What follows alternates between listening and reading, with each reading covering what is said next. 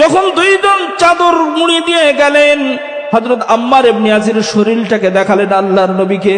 ইয়া রাসূলুল্লাহ, ইয়া হাবিবাল্লাহ, আমি তো কোনো অন্যায় করি নাই, কোনো অপরাধ করি নাই। অপরাধ একটাই, ঈমান আনার কারণে, কালেমা পড়ার কারণে কাফের বেঈমানেরা আমাদের শরীরটাকে কি রক্তাক্ত করেছে আপনি দেখুন, দেখাবার মতো নয়।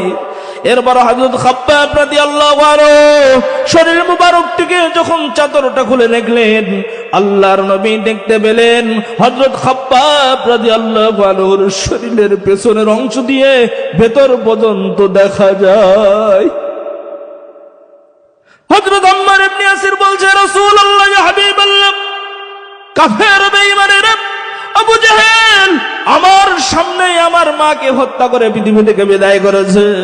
আমার বাবা ইয়াসিরকে শুধুমাত্র ঈমান আনার কারণে, কালেমা পড়ে মুসলমান হওয়ার কারণে দুইটা তাজা উটের সাথে দুই পা বেঁধে নিয়ে দুই দিকে ছুটায় দিয়ে শরীরটাকে দ্বিখণ্ড করে এই পৃথিবী থেকে বিদায় করেছে। এত অত্যাচার নির্যাতন তার সইতে পারি না। ওই সময় আল্লাহর নবী আর সাহাবারা একত্রিত হয়ে এইবার আল্লাহর কাছে দরখাস্ত করেছে, মাতা নাসরুল্লাহ,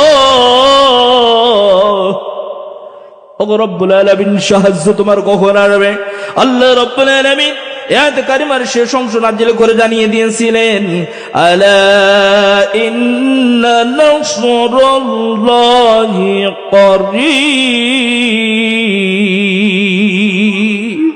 হে নবী, হতাশ হওয়ার কোনো কারণ নাই, চিন্তাগ্রস্ত হওয়ার কারণ নাই। আমি রব্বুল আলামিন আমার পক্ষ থেকে সাহায্য অতি নিকটে। এই আয়াতটা তখন নাজিল হয়েছিল। সুবহানাল্লাহ বলবেন না? এত সময় পর্যন্ত যে বর্ণনা আমরা শুনলাম, যে ঘটনা শুনলাম, এটা কোনো কিসসা কাহিনী নয়, এটা বানানো কোনো কিছুই নয়।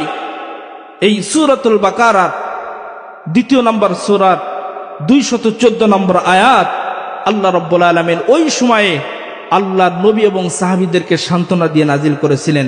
এবার আসুন আমি তাফসীরের দিকে চলে যাই। আম হাসিবতুম আন তাদখুলুল জান্নাহ। আল্লাহ রাব্বুল আলামিন বিশ্ব নবীকে বললেন, আপনি আপনার উম্মতদেরকে মেসেজটা জানিয়ে দিন, তোমরা কি মনে করো এমনি এমনি জান্নাতে চলে যাবে? জান্নাত কি অত সোজা? আজকের তাফসীরুল কোরআন মাহফিলে কোরআনের খাতিরে, কোরআনের সম্মানে দুনিয়াবি সকল ব্যস্ততাকে বৃদ্ধাঙ্গুলি দেখিয়ে কোরআন শোনার জন্য যারা এসেছেন, আপনাদেরকে আমি প্রশ্ন রাখতে চাই, আমরা সবাই কোথায় যেতে চাই? কথা বলেন। কিন্তু জান্নাত কি অত সোজা? কথা বলেন। জান্নাত তো অত সোজা নয়।